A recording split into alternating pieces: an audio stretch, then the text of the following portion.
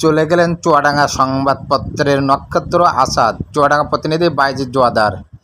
চলে গেলেন সংবাদপত্রের আর এক নক্ষত্র আসাদুজ্জামান আসাদ। তিনি চুয়াডাঙ্গা থেকে প্রকাশিত দৈনিক নতুন খবর পত্রিকার সম্পাদক ও প্রকাশক ছিলেন।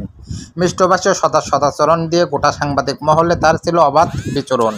তার এই হঠাৎ মৃত্যু খবরে গোটা সাংবাদিক সমাজে ছড়িয়ে পড়েছে শোকের ছায়া।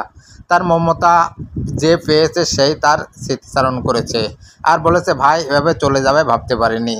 ভাই ছিল আমার অন্তরের মানুষ। ভাইয়ের খুব স্বাদ ছিল, স্বপ্ন ছিল প্রাণের শহর চুয়াডাঙ্গা থেকে বস্তুনিষ্ঠ সংবাদের মাধ্যমে একটি দৈনিক পত্রিকাকে প্রতিষ্ঠিত করা, স্বপ্ন বাস্তবে রূপ দিতে সবকিছু বেঁচেও তার প্রিয় পত্রিকা দৈনিক নতুন খবরের প্রকাশনা ধরে রাখতে পারেনি।